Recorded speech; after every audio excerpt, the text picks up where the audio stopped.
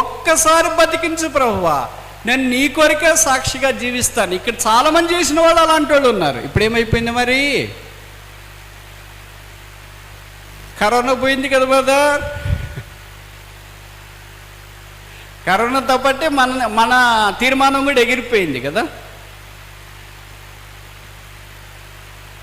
దేవుణ్ణి మనం ఎంత మోసం చేస్తున్నాం, యేసుకి ఎంత మాట తప్పాము, యేసుని ఎంత ప్రేమించట్లో నిర్లక్ష్య పెడుతున్నాం.